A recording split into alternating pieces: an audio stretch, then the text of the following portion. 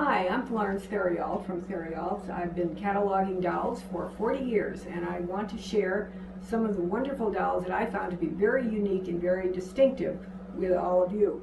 We call our series that we're going to begin the Dollmastery Vignette Series. Short little programs showing you some of the wonderful dolls, costumes, novelties that come our way from the world of yesterday's childhood. The first of this program is going to feature extraordinary costumes from the antique doll and toy collection of the Spielzeugmuseum in Davos, Switzerland. And I have here just a short sample of some of these extraordinary dolls and the clothes that they wore. You know, when I have gone along in doll cataloging over the years, I have found that it is more and more difficult to find original costumes in superb condition. Much more difficult even than finding the dolls.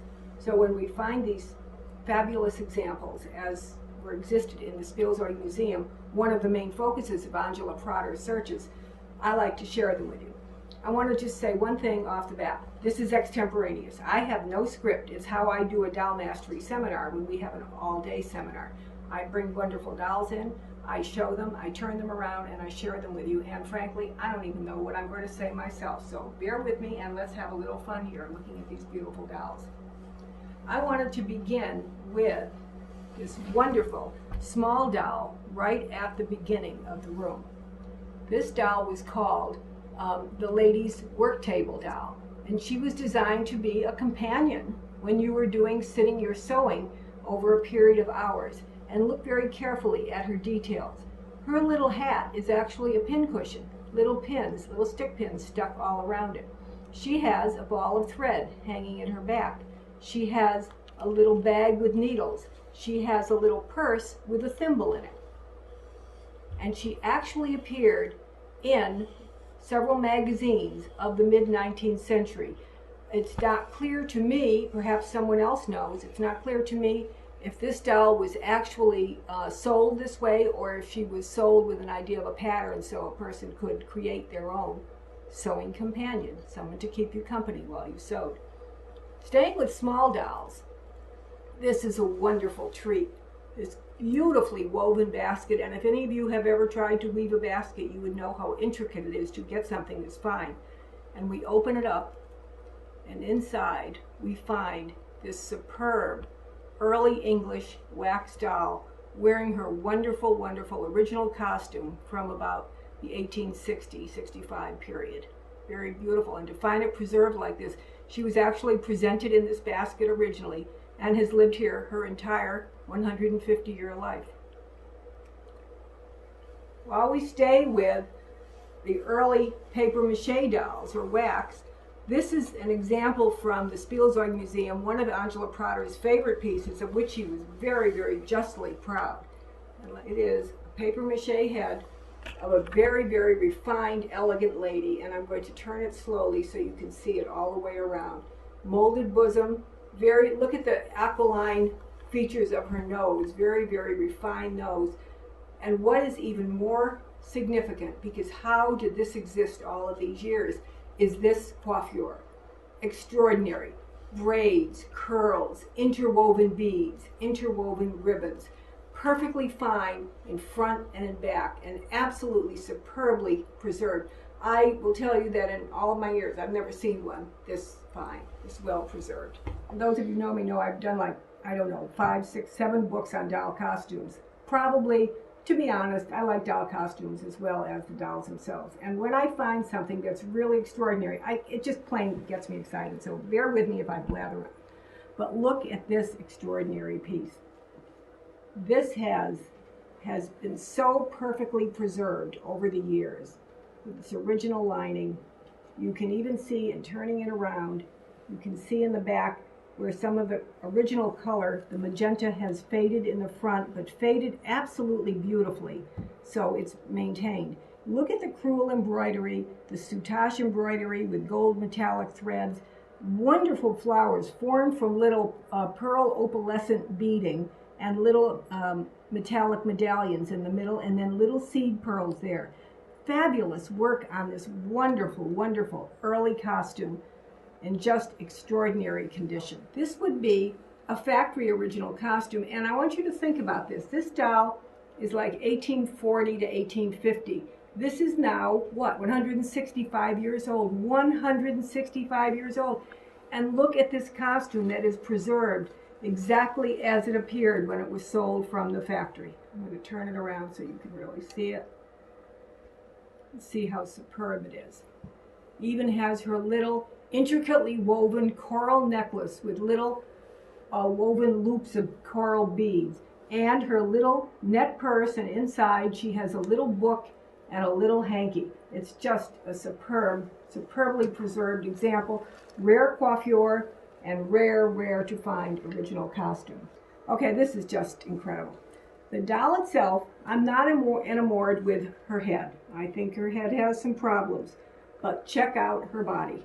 Is that an extraordinary early body designed to incorporate and fit gowns with panniers, wide hips, long torso with a stomacher. Very beautiful. Very wonderful. And now let me show you her fabulous costume. We've taken it off of her so you will be able to enjoy all of it. So let's start this way. First of all, wonderful little woven stockings with a special little knit design right there. Little slippers, handmade slippers, and on the bottom you're going to find the silk that I'm going to show you in a minute exactly matches the silk on her costume with the embroidery. Then we have the little chemise with the ties that will serve as the underblouse for her dress that's coming up here in just a minute. And we have the petticoat, and now look at this. First of all, the skirt. I love you to see these this way because you can see the dimension, and the shape of them, but you can never really tell how crisp and how strong they are. This is very stiffened and beautiful fabric, and I'm hoping the camera is picking up some of the wonderful embroidery on this. And now let me turn it around so you can see the interior construction. I hope some of you are going to be at our exhibit where you'll be able to see in detail how this was made. And now, a piece de resistance, a blouse. Here's the front. Here are the sleeves with the open work that you would lace, you tie with little ribbons that once you have the blouse put on. And I wanted you to see how it was constructed on the inside with all of the bone stiffening and then the lacing in the back that would give Madame her perfect shape. Absolutely fabulous. Worthy to call museum quality, and that's where it's coming from, is the museum. So very fine piece right there.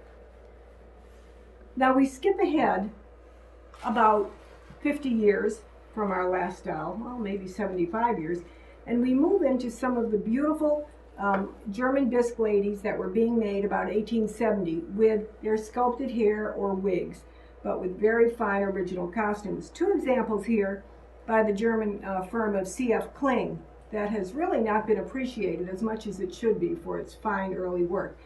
When you judge dolls like this, you can look at them for how many rare features they have. In this case, the very fancy hair that the doll has, and let's turn it around so you can see it all the way around. The rare color of her hair, which is a light brown. The hair ornament with the gilded decoration. Her inset blue glass eyes, not just painted, but inset blue glass eyes. The same model would have been made by the company with painted eyes. You could have had both.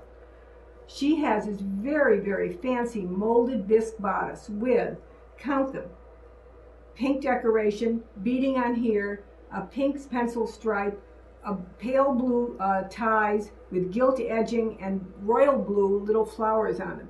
And what I think is absolutely wonderful is her original costume includes earrings that match the bodice. And she's wearing, again, superb original costume. The way you dream of finding dolls. Along the same line from C.F. Kling is another very beautiful lady, again, with the rare brown hair, a very fancy coiffure, pierced ears, which is a rare feature on these dolls, And look at the gown. It is absolutely wonderful. Early muslin with very, very delicate blue silk and hand-woven lace. And turning it around, you can see the lappets, the silk lappets going down the back. Very, very fine. And one more doll from this group I wanted to show you is another of the German bisque ladies. This one, a little bit different, because she does not have sculpted hair. She has a hair wig.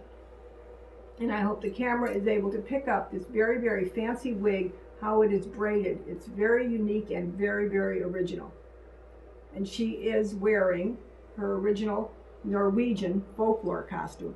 I have a particular interest in the folklore costumes, and I think that we really haven't really appreciated how significant they were in helping to preserve traditional and local cultures and things. Look at this. Cold country, very, very thick layered wool skirt, a very thick layered petticoat, and then another petticoat underneath, and then warm stockings, little black slippers, laced vest. You think this is only for decoration, but it's not. It was a reflection of the need of warmth. And so heavy clothes that were designed to be beautiful as well as provide the warmth they needed. And then this wonderful little coif on her head with the black net and the interwoven gold metallic ribbon.